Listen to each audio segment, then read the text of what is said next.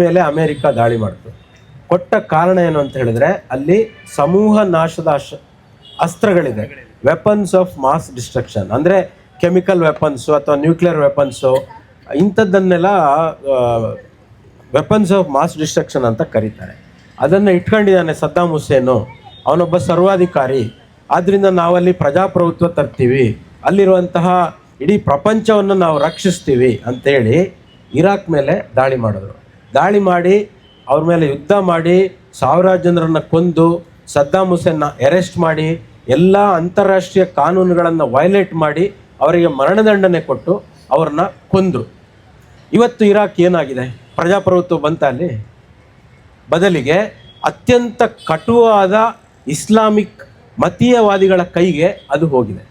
ಐಸಿಸ್ನಂಥ ಮತೀಯವಾದಿ ಸಂಘಟನೆಗಳ ಕೈಗೆ, RSSಗಿಂತಲೂ ಹೋಪ್ಲೆಸ್ ಆಗಿರುವಂಥ ಸಂಘಟನೆ ಅದು. ಅತ್ಯಂತ ಕ್ರೂರವಾದ, ಕಮ್ಯುನಲ್ ಆದಂತಹ, ಫಂಡಮೆಂಟಲಿಸ್ಟ್ ಆದಂಥ ಸಂಘಟನೆ, ಅವ್ರ ಕೈಗೆ ಅಧಿಕಾರ ಹೋಗಿದೆ.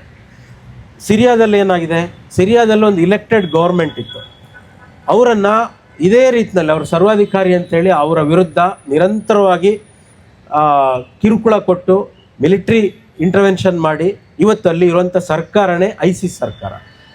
ಯಾವ ಭಯೋತ್ಪಾದನೆಯನ್ನು ನಾನು ವಿರೋಧಿಸ್ತೀನಿ ಅಂತ ಅಮೆರಿಕ ಹೇಳುತ್ತೋ ಅಂತಹ ಒಂದು ಭಯೋತ್ಪಾದಕ ಸಂಘಟನೆ ಐಸಿಸ್ಸಿನ ಸಿರಿಯಾದ ಸರ್ಕಾರಕ್ಕೆ ಅಮೆರಿಕ ಮನ್ನಣೆ ಕೊಟ್ಟಿದೆ.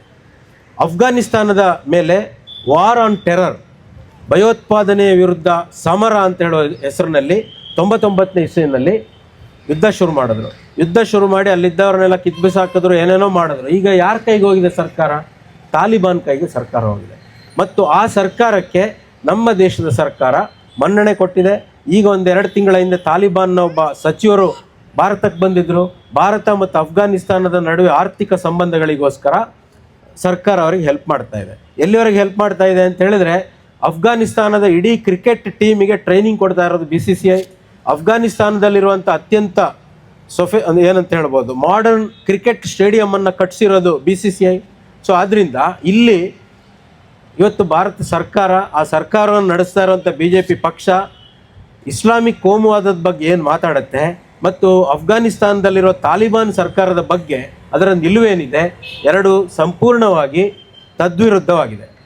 ಸೊ ಹಾಗಾಗಿ ಇತಿಹಾಸ ಅಥವಾ ನಮ್ಮ ಇತ್ತೀಚಿನ ಕಳೆದ 20 ವರ್ಷಗಳಲ್ಲಿ ಪ್ರಪಂಚದಲ್ಲಿ ಏನು ನಡೀತು ಅನ್ನೋದು ನೋಡಿದ್ರೆ, ಅಮೇರಿಕ ಸರ್ಕಾರ ಆಗಲಿ ಭಾರತ ಸರ್ಕಾರ ಆಗಲಿ ಹೇಗೆ ನಡ್ಕೊಂಡಿದೆ, ಬಾಯಿನಲ್ಲಿ ಏನು ಹೇಳ್ತಾರೆ, ಹೆಂಗೆ ನಡ್ಕೊಳ್ಳುತ್ತೆ, ಇದು ನಮಗೆ ಕಣ್ಣಿಗೆ ರಾಚುವಷ್ಟು ಸ್ಪಷ್ಟವಾಗಿದೆ. ದುಡ್ಡಿನ ಮುಂದೆ, ಬಿಸ್ನೆಸ್ನ ಮುಂದೆ ಯಾವ ಸಿದ್ಧಾಂತನೂ ಇಲ್ಲ, ಯಾವ ನೈತಿಕತೆಯೂ ಇಲ್ಲ.